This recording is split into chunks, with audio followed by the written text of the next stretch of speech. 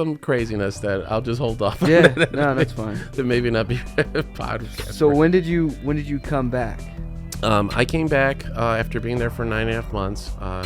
Landed. It was a great reception by all means. I remember people congratulating you, wishing you well, things of that nature. It was just a good feeling to be able to have served your country in those moments. So were you back in like '93? Yes, that's very good math. Okay. Yeah, and that's when I went back and I finished my last year of UIC so I can graduate. And what was that like finishing that last year? Complete. It was great. I mean, I understand what we had to get done, with serving in the military, but at the same time, it was unfinished business. I just wanted to finish what I started. And then the military just let you retire from the military, or? Yes. After everything was said and done, I finished my time, and then I became an inactive reservist, which is everybody that serves in the military eventually.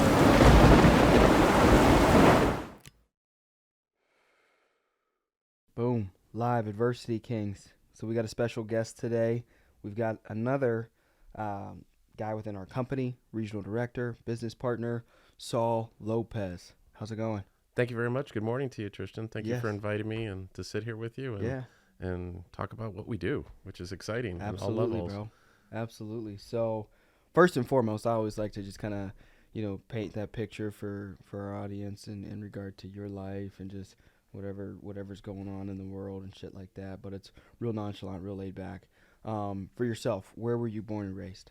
I was born right here in Chi-Town. For real? Yep. What part of Chicago? Northsider. North side? But I still love the Cubs and the Sox equally. Okay. I'm a big baseball person myself. Okay, so you like them both equally? Both. So I'm not a fair weather fan. I don't know what White Sox jersey I have. I got the White Sox. I was like, black and white's going to go with way more than the blue and red for the Cubs. So I was like, I'm getting a White Sox jersey. The White Sox jersey, definitely. The uniform's stylish. Yes. Yeah, dude, I like that way more. So what did your parents do growing up? How'd they meet? What's their story? What's your family story? You know what? A lot of my personality stems from just watching my parents.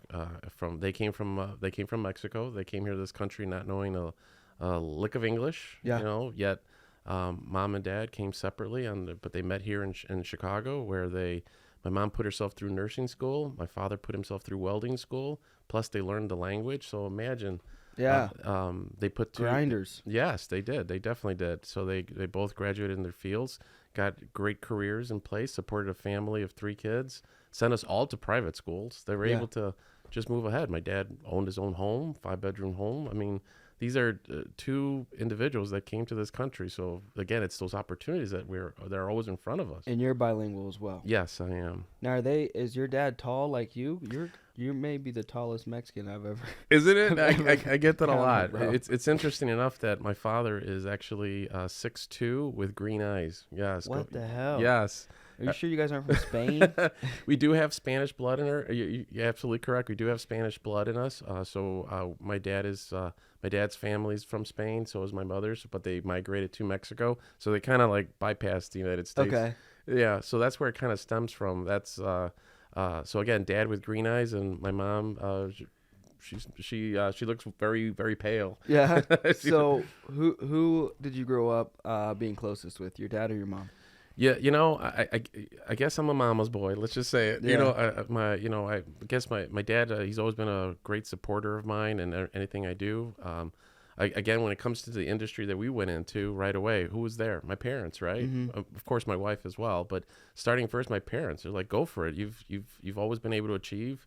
Believe and achieve. So go for it if this is what you want to do. So going back to that, my father just always believed in strong education, believed in bettering yourself. Everything's a gain, that kind of thing. And as far as my mom is concerned, she's the nurturing one. She's the one that gave me heart and soul and beliefs in myself. It's do it and make sure you're taking care of others while you're doing it. That kind of mentality. Yeah.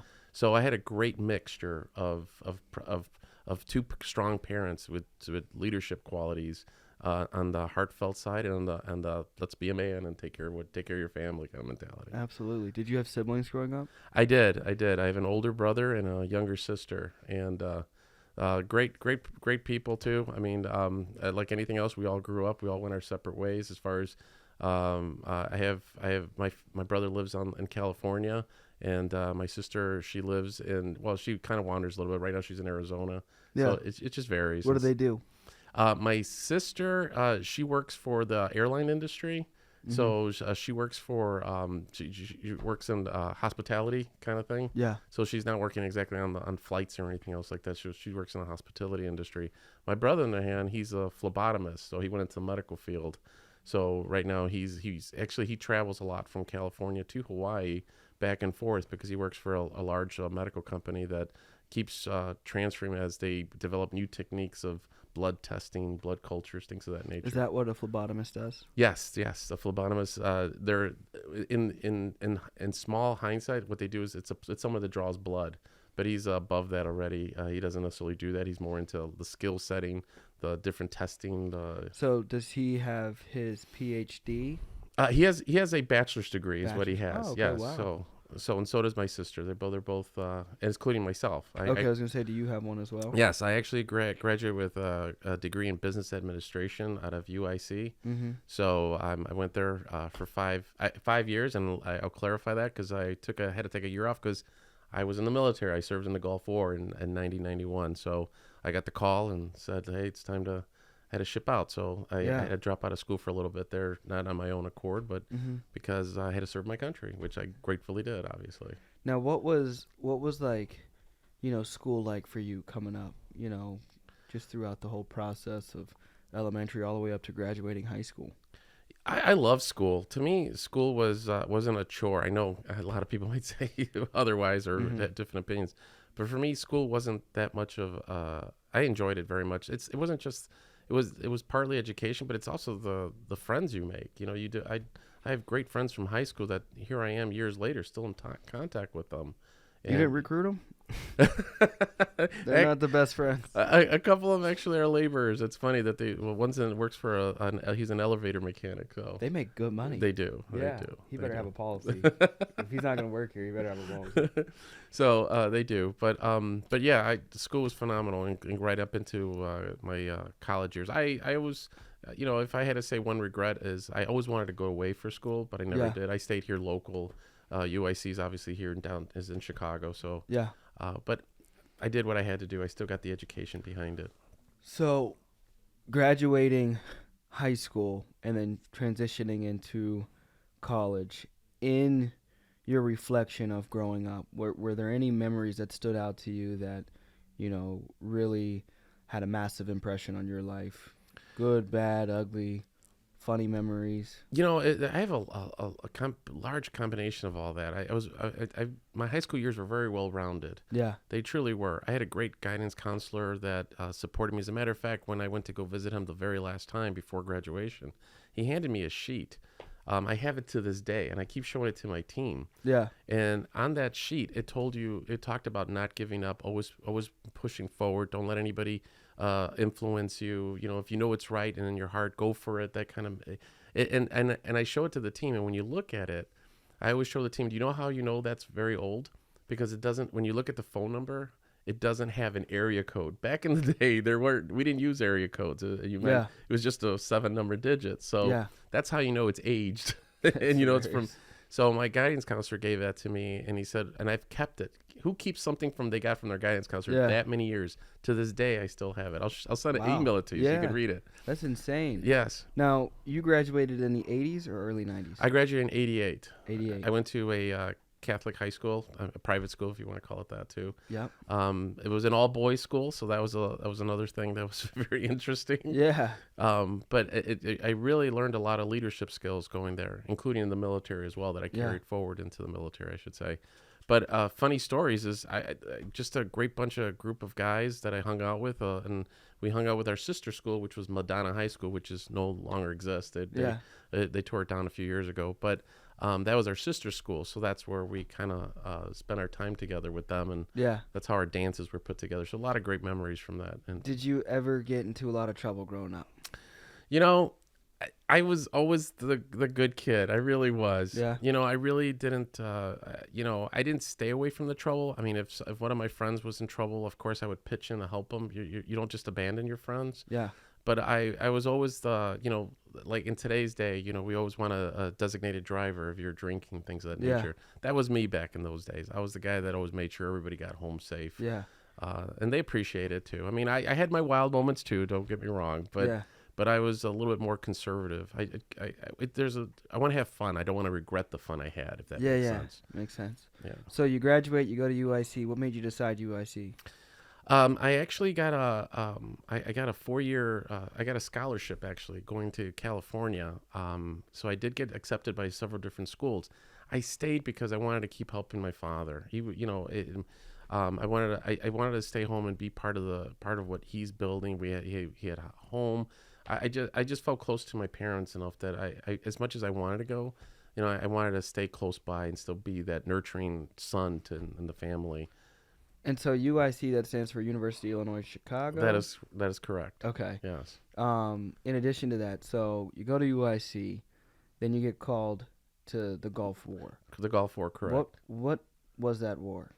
The war, well, it was supposed to be, first off, it was supposed to be the war of all wars. Why? Because Saddam had invaded Kuwait at the time, and they were threatening to use all kinds of chemical weapons. So it wasn't even nuclear, so that wasn't even a threat. Were we allies with Kuwait? Like, yes. What caused us to yes. need to intervene? We were definitely allies with Kuwait. A lot of it has to do with politics, which is oil interests in that country.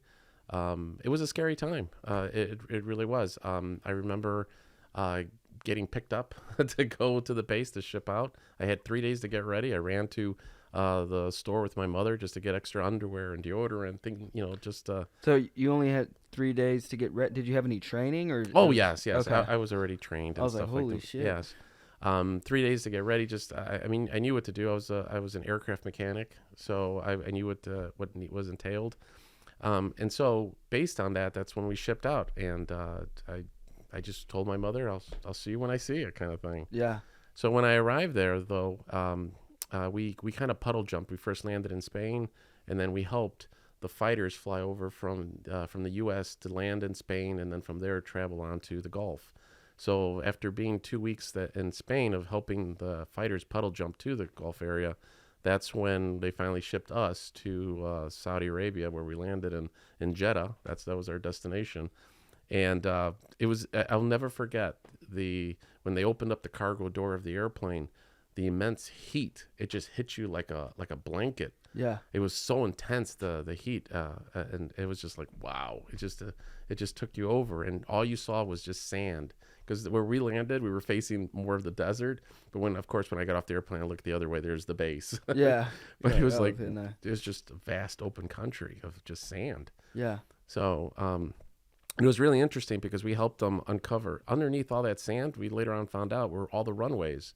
They have these huge machines that are able to pick up or push like snow blowers to us. Yeah. These were sand blowers, and they would remove the sand, and out of nowhere these runways started reappearing. It was pretty interesting to watch that. So wow. So how long were you there? What did that experience consist of? I was there for 10 months, and I moved up very quickly within my ranking. I made sure that our aircraft were always mission ready. We never missed a mission. Our planes were always taken off.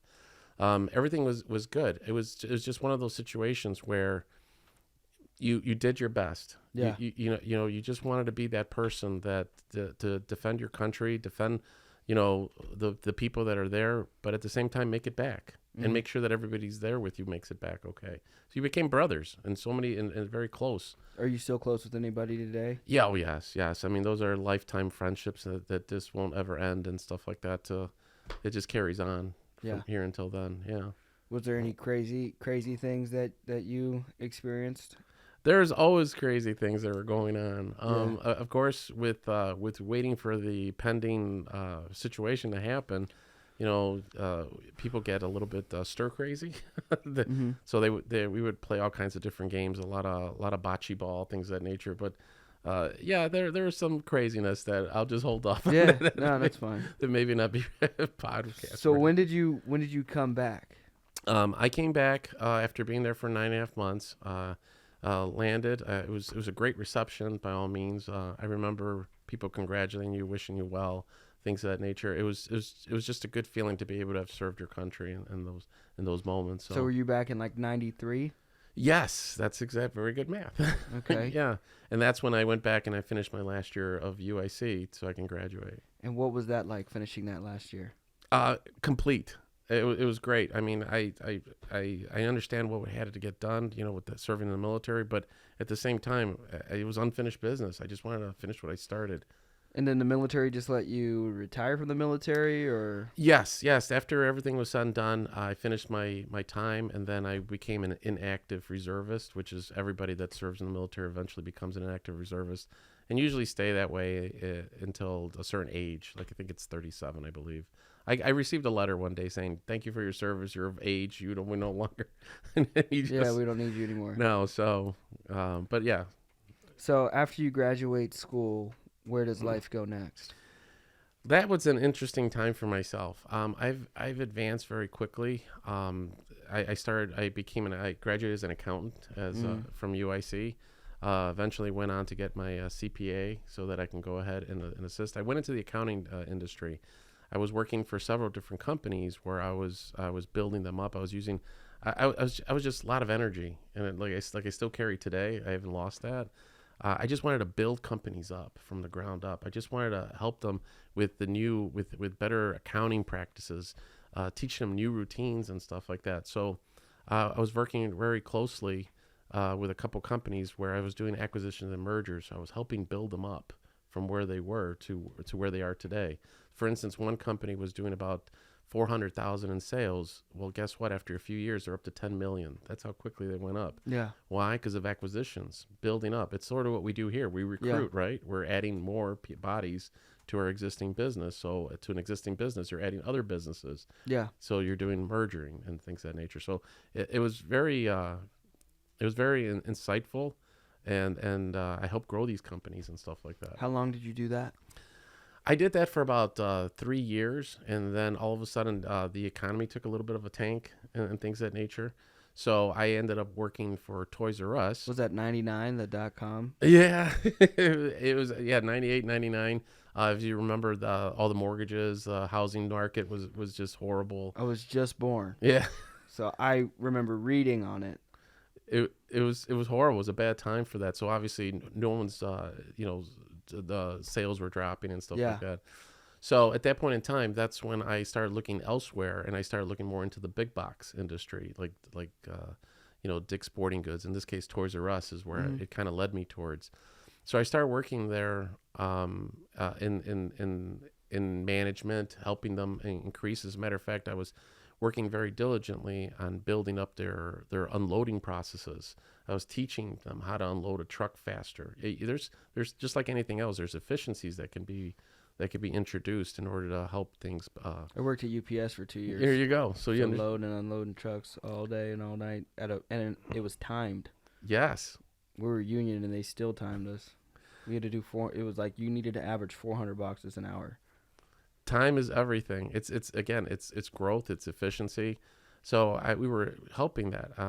Normally when I first started working there, it would take them 2 days to unload a truck. I got it down to 6 hours. Yes. Wow. Yes, and they were very impressed and stuff like that. And that's where my career and Toys R Us kept excelling, building up the location. Obviously, you can't sell product that's on a truck, correct? Yeah. It has to be on the shelf. Yeah. So again, the efficiencies of all that. So I kept moving up with the company, running a store. And just making sure that one of my biggest things was to make sure that the employees were happy, making sure that a happy team is a happy workplace. So I wanted to make sure that everybody worked again efficiently. I always had an open door policy. I was never one of those managers. I mean, how many times have you walked, even to today, you walk into a retail location, you never find a manager anywhere. No. Right? Yeah, you don't find nobody. I was always on the floor with the team. I was always hands deep with them. I was helping them unload a truck. I'd be pulling pallet jacks out to the floor. I'd be breaking down boxes, with the team as I'm talking to them. And they're like, Saul's right here, right by her side. Yeah. Joining in. So I ensured all those different things, and we just finished quickly everything. So, and then throughout the day, just staying with the team and keeping them upbeat. And so how long did you do Toys R Us? 10 years. 10 years I did Toys R Us. So 99 to 2009. Yes. Or 2000 to 2010. 2014. 2014. Yeah. Okay. So you started in 2004. Yes, So roughly. from 99 to 2004. It was all is working with those other companies doing the accounting and things. Okay, so you were still doing that despite yes, the economy sucking. Yes. So, but it was in bursts, meaning I was more doing consulting. Okay. That's the part I missed. That's when I was doing the consulting more. And then 2004 to 14 led you here? Yes. Now, when did you meet your wife, though? I met my wife in 96. 96. How'd you guys meet? It's an interesting story. I mean, it's a traditional story. We met in a bar. Yeah. Okay. Yeah. So I thought she was just incredible. I don't consider myself to be the best looking guy in the world. Yeah, I'll throw that disclaimer out. Yeah. So I didn't think I had a chance, but what I did have was humor and personality. That's all you need, dog. That's all exactly. Can you make her laugh? That's all you got to do. So I made her laugh. I kept telling her jokes, and and it became cutesy. So I did get her number, and the first time I called her, I said her name is Rebecca. I said, Hey, Rebecca, this is Saul. I just got a joke for you. I just would say a joke, and I said, all right, talk to you later. And I left her laughing. Yeah. I didn't want to say anything more, so I did that a few times, just with hey, I got the joke of the day. Here you go. Blah blah blah. I gotta do that shit. I always talk and fuck shit up. so a quick joke, and that's it, right? Leave them laughing. I was off the phone. So I did that for a couple of weeks. When I finally, what ended up happening was I had to go to a wedding. So I asked her, one. I did, and so I walked in. I talked to her and I said, hey, I got a wedding to go to, no strings attached, and I go, I need a date, that kind of thing. This is my first time asking her. She said, okay, we're just going as friends. I'm like, yeah, I just need a date for this. So next, it was the best date of our lives, right? From the wedding, I didn't bring her home until 6:00 in the morning, and we kissed, and it's been together ever since. So you guys are 96, so you're coming up on almost... We just completed 25 years. Yes. So you're in 4 years it'll be 30 years, 2026. Right, exactly. So we just literally January 22nd of this year we made 25 years. Wow. 25 years. As a matter of fact, we just renewed our vows. Renewed the vows, yes. Small church ceremony. Yes, 25 years, great celebration. And it's something to be proud of, that we've made it this long. I mean, because no marriage is perfect. Yeah. There's been a lot of, there's adversity. But at the end of the day, we always pulled it together. So how'd you get into this opportunity, into American Indian Life? Well, I'll tell you, in my last 3 years at Toys R Us, I wanted to keep moving up within the company. I wanted to, I couldn't, I was stagnant for so many years. I just wanted to move up and move up. So unfortunately, just in some of the industries, and that's the reason that was very appealing to me about this company, was the fact that you're waiting for someone to get hired, fired, retire, whatever the case may be, right?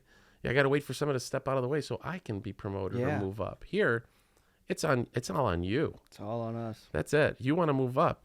The opportunity is equal all around. So who brought it to you? I actually sent out my resume to the company. Indeed. Okay. It was actually Career Builder, a bunch of different ones. Who called you? It was actually Andre Bent that called me. Wow. Yes. So Andre called me. He said, hey, would you like to come in for an interview? Now, mind you, having my accounting degree, I knew about life insurance already. I understood the market. But I kept thinking to myself, I don't know if I want to do that and stuff like that. But when I came in to do the overview, it was a live overview. Yeah. I walked in here. I walked through the door. They sent me upstairs. It was Ramsey that did an overview for 30 minutes or so. And he just spoke to me. I felt like he was really talking to me directly. Yeah. And things of that nature. And so it was at that moment. And I don't know, can I say a little foul word here if I had to? Oh, yeah. I say. Okay, I just want to make sure. Yeah. All right, so here's what ended up happening, because I want to give it to you with the same stamina and dynamics that happened. So I left here. I went home. I walked in my door. I was wearing a suit, so I took my tie off and everything else. And my wife came in about an hour later, and she goes, so how did it go? And I said to her, are you ready for this? Yeah. You can't make this up. I said, there's no way that those motherfuckers are making that kind of money, and I can't. That's how I said it to my wife. Yeah. And my wife just saw it in my face, but I said it with such intensity. Yeah. That she says, oh, damn, okay. Yeah. I'm like, I hope I get the call. So about an hour later, I got the call saying to come back for the final. And I walked in the door. I'm like, where do I sign? I'm ready to go. I'm ready to start. Yeah. That's how determined I was. What was your first year like? My first year was very strong. I didn't listen, cater, accept, or any mediocrity. You know, I didn't. Yeah. I just, you know, if there were naysayers, that's it. Like, for instance, I mentioned to you earlier that my parents were great supporters. Yeah. My mom, dad, hey, go for it. You've always done it. My wife, second to none. Again, just great supporter. As I said, she goes, go do it then. Yeah. I got rid of, I had this one friend. He told me, oh, that's stupid. Who does that? You know, what do you know about insurance and stuff like that? Guess what? I got rid of him out of my life. Not completely, but I didn't need that. You know? Yeah. I'm starting something new. I knew what it takes. I got to take an exam. If I'm going to do this, I'm going all in. I don't want to be around surrounding myself with those kind of mentalities and negativity. I just don't need it. Yeah. So I put blinders on is what I did. You know, like horse blinders. Yeah. And I said, I'm just going to keep my eye on the prize and do what I need to do so that I can achieve success. I became Andre's #1 guy, you know, along with Marie Campbell, who came out 6 months later also. So what did some of those accolades look like for you over your over your career entirely?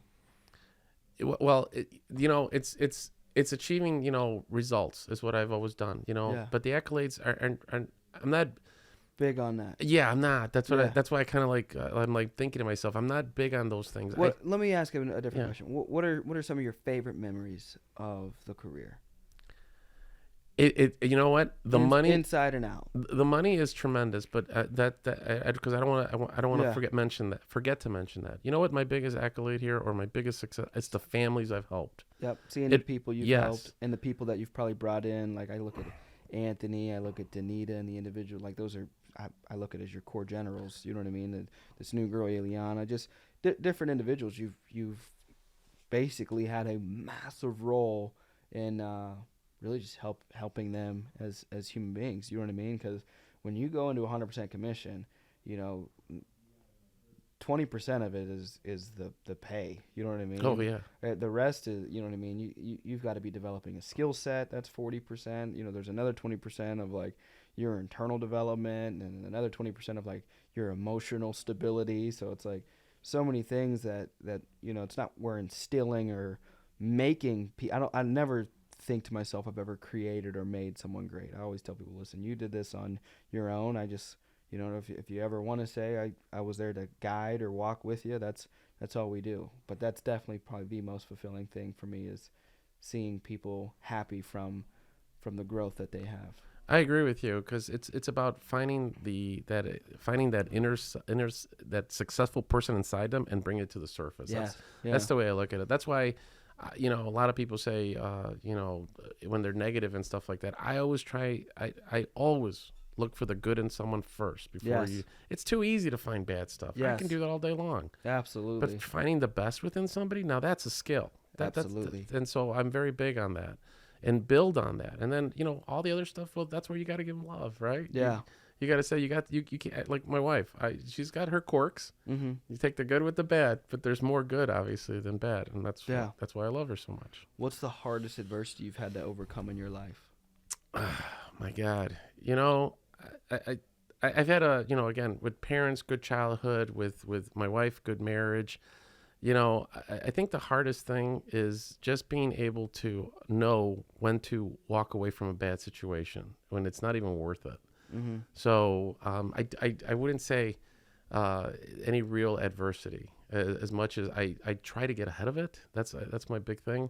You know, if I know something is being done wrong or something is leading to a problem, let's try to get ahead of it first. Yeah. So it's almost like when we're talking to the people that we're training and developing, you can sense when someone's having a bad day. Oh, absolutely. So why wait for them to crash? Yeah. Why not just say, hey, I'm with you. I'll give you a reason to have a bad day. Right. Exactly. You know, why not show them that you're in tune with them, that that you're feeling what they feel as opposed to not. So same thing with my wife. When I can tell when she's having a bad day. So why make it worse? Well, you know, let's nurture it and let's see if we can make it I always say when you're having a bad day, when you're at the very bottom, there's only one thing to do: look up. Right? Yeah. That's it. There's you're already at the bottom. Yeah, absolutely. So not too much. I try to get ahead of the situations as much as possible and stuff. Absolutely. So And I also don't sweat the small shit in life. I really just read a don't. book. I just finished a book last week. Don't sweat the small stuff. I just don't. It's just not worth it. I learned that in the military, you know. This is a great book. I recommend. Let me see who the author is. Don't Sweat the Small Stuff, and it's all small stuff, and that is by Richard Carlson. There you go. Good ass book.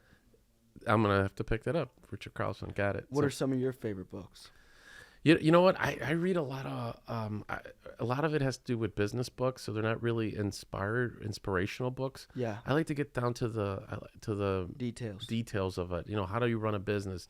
How to write a good letter, right? How many people don't know how to write a good letter to somebody? Yeah. You know, so I like to have those skills where I can write an intelligent email where it conveys the thoughts properly. So, yes.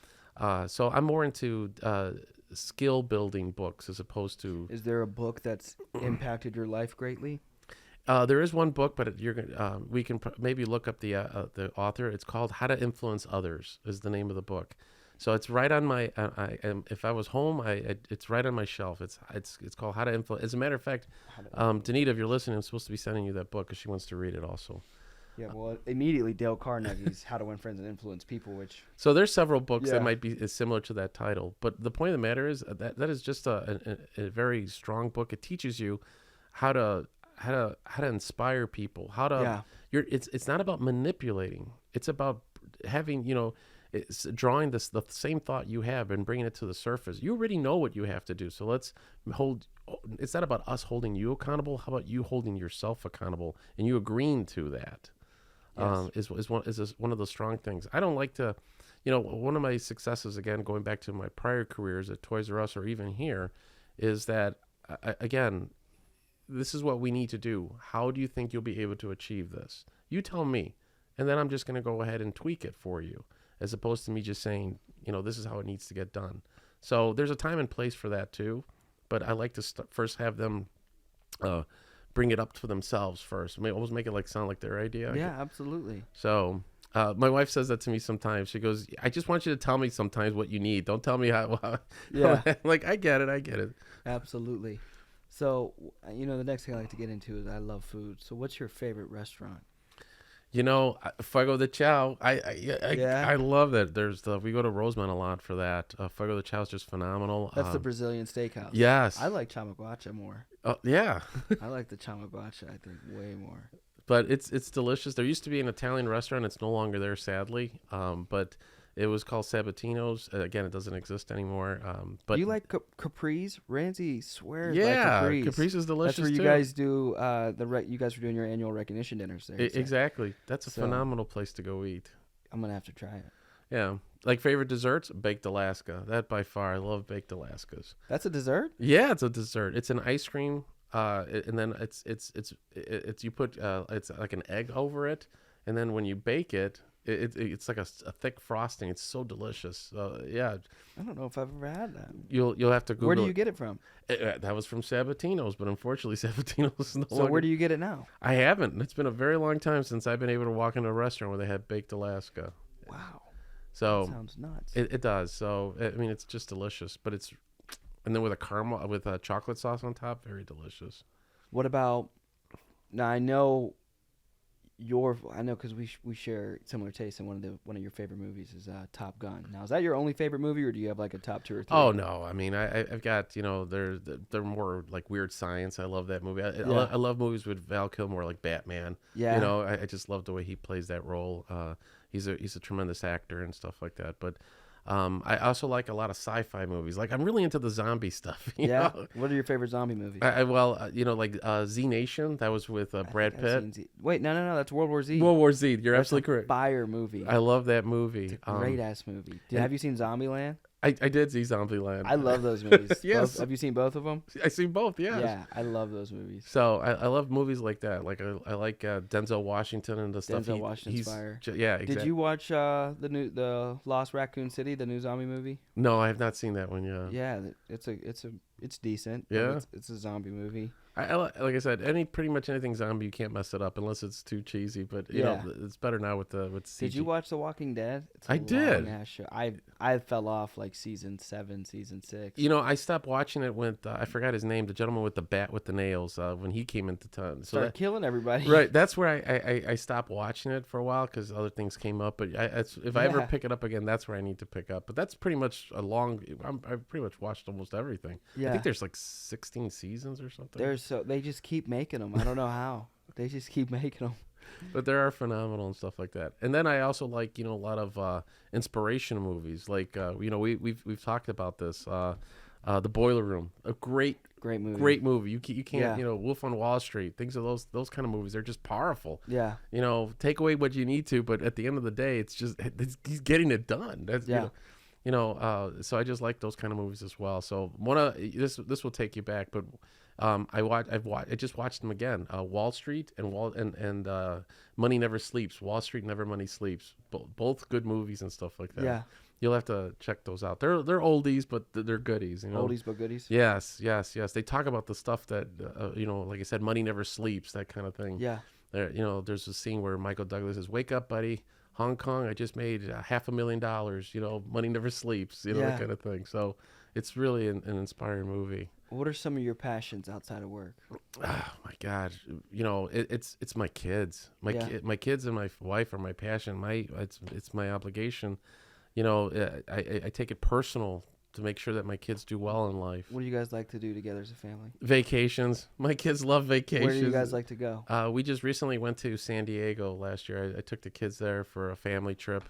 My son wasn't there. My son's in the military, actually. He's in Japan right now. Wow. So he's in the Air Force. He's actually he's an aircraft mechanic, so he's kind of following my footsteps a little bit, you know, there. So but eventually, you know, he's going to school. Is it similar? Do you guys catch up and talk about what his responsibilities are, and do you compare and think back to what yours were? A little bit. I also learned that the military's changed a lot since I went, you know? Yeah. Of course, with technology, obviously. So there are similarities, but there's also a lot of differences involved. Yeah.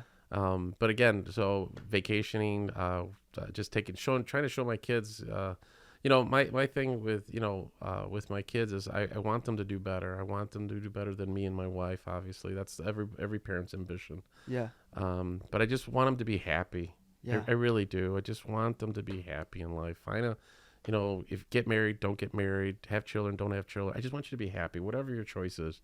You know, be good people, be responsible people. So it's the same parenting skills that I got from my parents as well. Yeah. Wow. So I think my next question would be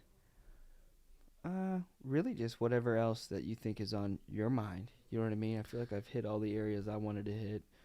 Sometimes I like to get into like worldly views, but I feel like I have a good vibe on worldly views. My thing now is simply I have a lot still to prove to myself. You know, it doesn't matter if you're in your teens, your 20s, your 30s, your 40s, your 50s, your 60s, whatever age you're in, you just can't stop. You know, so that's my whole mentality is, you know, when life throws you lemons, you make lemonade, right? That kind of mentality. So me personally, I just don't know how to throw in the towel ever. I just can't. I just want to always do better. I want to achieve better. I want to do better. Yeah. I want to help others and I want to bring them all with me. I just don't want to it's not about me. It's never has been about me. And that's one of the things that I appreciate about the team so much is they know that about me. They know that they can come to me for anything. I got their back. They got mine. And we've built that camaraderie. And I just want to keep adding more people to that family so that we keep building and growing and things of that nature. So I don't stop. I don't give up. I don't make excuses. You know, I always believe that, you know, if you're going to bitch, then that's negative too. You know what I mean? If you're going to bitch with a solution. You know, hey, here's what's wrong. Tell me what you're going to do to fix it, or how could we fix it, as opposed to even my team. They all know, you know, if you have something you're going to complain about, come to me also with a solution. I don't care how ridiculous your way to fix it is. At least you put some thought into it. Is my point. Yes. You know, because at the end of the day, yes, decisions have to be made. Leaders need to lead, but at the same time, you know, I'm open to suggestions. There's more than one way to skin a cat. But in the absence of true leadership, that's when everything goes to hell. So at the end of the day, yes, I agree with you. Maybe we could try it that way, but right now let's do it my way or this way, and then let's see how that works, right? So we got to go one direction. A leader has to learn how to go left, right, back, forwards. Make a decision. Yeah. Just do it. Don't leave everybody in dangling, wondering what should be done at that point in time. So I try to be a real strong leader for the team in so many respects.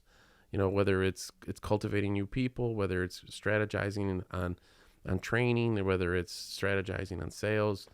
I'm always introducing new concepts, new things to the team. Keep growing and building. And of course, I adopt theirs as well. If they have a better way of doing it, why not do it that way? Absolutely. That's what I always say. I think a lot of people let pride get in the way, or I think it would probably correspond with that pride and that ego that just kind of limits and hinders them in being receptive and open in leadership, and realizing it's not a position, but it's really just permission for you to serve others. You know what I mean? It's not a position for you to leverage power and manipulate and abuse others. You know what I mean? I'll give you a good example of that. I was doing a training, and all of a sudden the client, this was in-person training before COVID actually, and I'll never forget it. And the client, the trainee, was doing all the talking, everything brilliantly, and so the client turns around and says, "So how long have you been training Saul?" They thought I was a trainee, and so, but my point of the matter is, I loved it.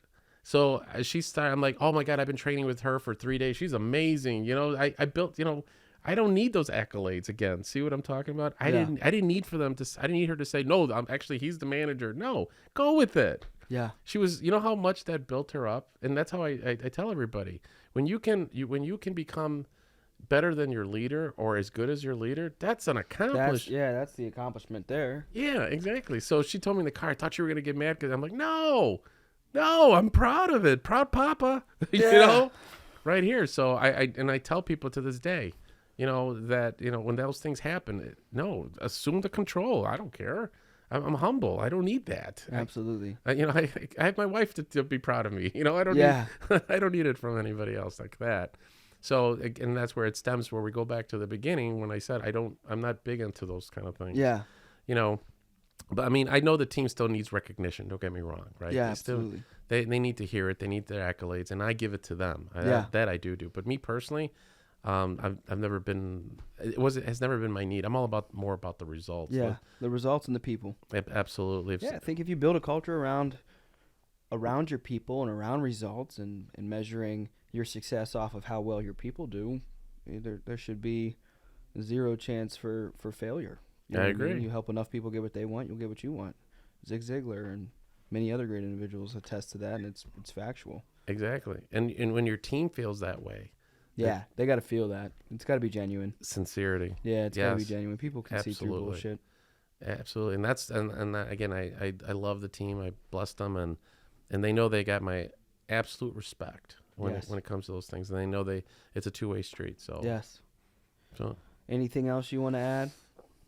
Other than I appreciate everything that we do. Again, helping the community, helping the team, helping others achieve their successes. Appreciate you, appreciate Simon and everything you guys are doing as well. Tristan, I applaud you. I do, because I look at you, for your age, your talent, your mental strength. You've done a lot, and trying. I really do applaud you for everything that you're doing and stuff like that. And you get it, and I know that you do. Yeah. Meaning when people are down, not to beat them up too badly. When they're up, yeah. just give them enough for the pats in the back, but don't get cocky, all right? Yeah, exactly. Exactly. There's still another day. There's still, that kind of thing. So I appreciate you, everything's that's done in the agency. Like I said, it's just a great company. I've got a great mother, and Simon's a great mentor, and I just kind of live by that balance of leadership development and accountability, and mix in with Simon has a huge heart, but my mom has always taught me to, you're going to get way more out of life with sugar than salt. So especially in just the working world, you know what I mean? I don't even want to say 100% commission. I just think in general, like in world general, you're going to get so much more out of people with just genuinely caring. You know what I mean? You don't need to kiss everyone's ass, but right. Hey, I understand. I care about you. You know what I mean? But there's that balance. You know what I mean? There definitely is. Pressure and love. But what I found is when you get into 100% commission, that's enough pressure. It is. In and of itself. It's like, my bills are 100%, and so I need to make sure I get paid. So it is what it is. I'm excited. I'm grateful. You know what I mean? Just learning and growing and working beside you guys and watching you guys do what you do and care for your people. You were, our number one, and I know you don't care, but you are our number one managing director. So your organization and your business for the first month to open up with 54% growth is incredible. You know what I mean? So, I always tell individuals, I was like, next to the best recruiters, the best relationship builders are who have the most sustainable businesses. And when you mix the two together, that's where you get scary results. When you can have a great recruiting system and attract and acquire top tier talent, and then mix it in with somebody that cares about people, that's where you're like, you know what I mean? Sky's the limit. You know what I mean? I agree. And that's why I'm happy now. We got a good pipeline you guys got a solid ass pipeline. You guys are, yes. So you guys are consistent as hell right now. We're going to be booming and stuff like that. So even more. So 2022. So yeah, I'm excited. So well, if people are listening and they've resonated with you, where can they find you? Maybe they want mentorship. Maybe they want an opportunity, or they want to just thank you for your story. Where can they send that? I'll give can I give my phone number as well? Whatever you want. Okay, fair enough. So definitely I can be reached at slopez@ariasagencies.com. Again, that's slopez@ariasagencies.com, or just pick up the phone. Give me a call. That's 773-972-7146. 773-972-7146. I'm always available, even if you just want to chat and go over what we do a little bit more. That's what I'm here for. Love to bring you on board. Love it. So another episode in the wraps, another hour of good information, love, wisdom, and knowledge, and Saul Lopez, your story. So thank you for sharing, brother. Love you. Appreciate you. Have a blessed day. Thank you as well. Appreciate you. Let's go. Peace, y'all.